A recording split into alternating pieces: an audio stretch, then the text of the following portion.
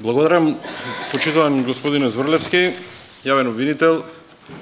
Подготвувајќи се за прашањето, открив дека или има два Марко Зврлевски со два различни имотни листа, или има еден Марко Зврлевски со два различни имотни листа. Изгледа многу журки со Мијалков и вам нешто ви замериле во антикорупцијската комисија. Ова што го кажав на почетокот, јас се извинувам што морам да ви упаднам, се однесува токму на ова.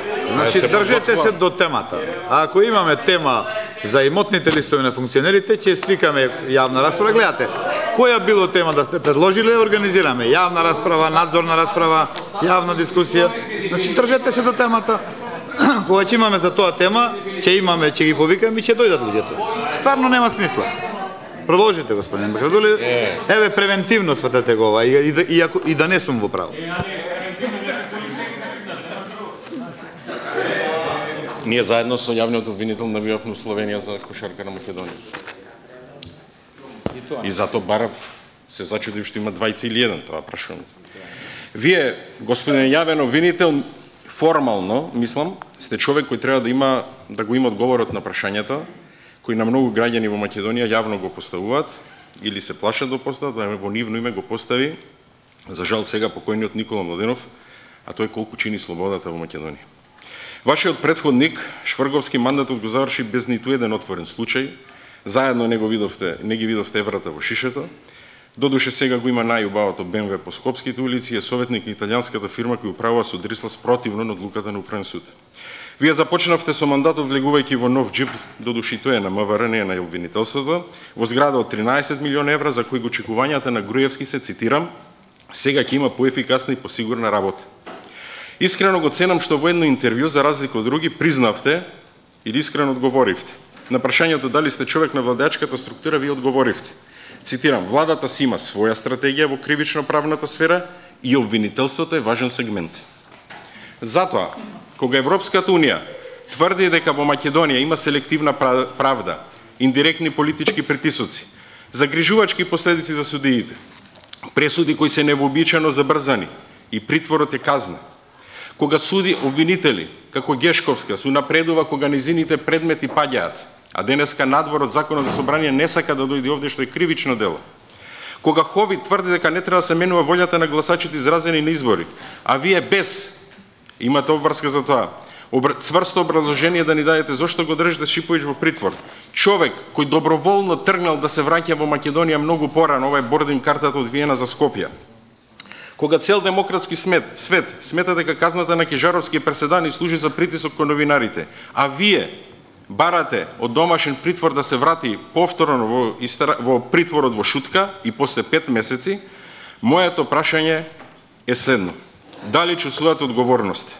И зошто се определивте да бидете наместо важен, послушен сегмент во таквата стратегија на Груевски? И спротивно на вашата со закон обврска по службена должност не постапувате за тврдењето на Самуил Малчевски, за изборниот кусок на ДПМН од 3,5 милиони евра, за наодите на ревизијата на Општина Центар за Скопје 2014 и вандализмот врз спомениците од група на членови и функционери на ДУИ. Прво ќе одговорам на оние непрашања што беа како вовед во.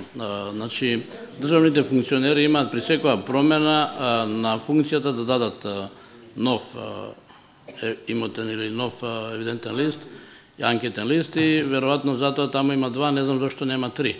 Затоа што јас 3 пати ја менувам и 3 пати сум дал, ги исполнувам сите обврски и 3 пати имам дадено. Господин обвинителе, значи и вас ја ве поменам, и вие се вклопувате во тоа што го почна господинот Макрадули.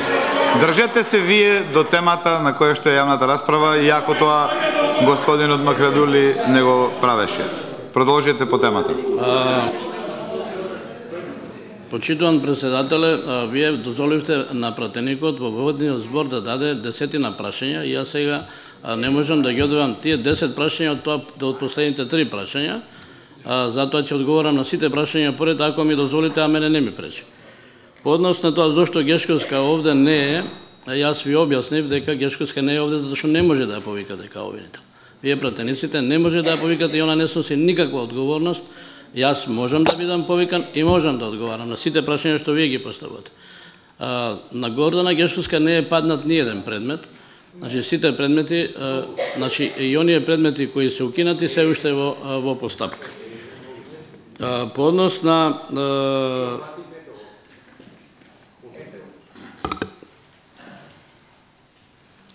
на овие три случаева кои ги наведовте, односно дали чувствувам одговорност за тоа, дали сум или не сум јавен обвинител кој постапува согласно своите убедувања и согласно уставот и законот, тоа ќе цени праксата. По однос на овие случаи кои ги наведовте се со датумот најдалечно од месец дена, од 10 дена и 3 дена.